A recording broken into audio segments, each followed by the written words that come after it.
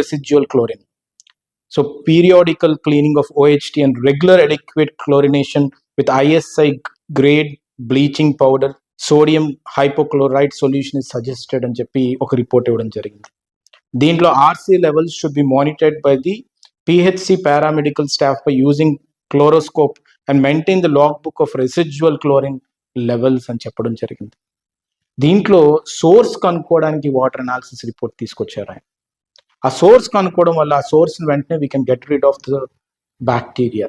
అప్పుడు మొత్తం అందరూ సేఫ్ ఉంటారు. రేపు ఫ్యూచర్లో కూడా ఏంటి ప్రాబ్లం, సోర్స్ ఏంటి, ఓహెచ్టీని ఈ విధంగా మెయింటైన్ చేయొచ్చు అని ఒక లాగ్ బుక్ మెయింటైన్ చేస్తారని చెప్పి ఆ పారామెడికల్ స్టాఫ్ ఎవరైతే ఉందో క్లోరోస్కోప్ పెట్టి అని అనాలిసిస్ చేస్తారు అని చెప్పి ఇవన్నీ కూడా అంత డీప్ మైక్రో అనాలిసిస్ చేయడం అనేది చిన్న విషయం కాదు.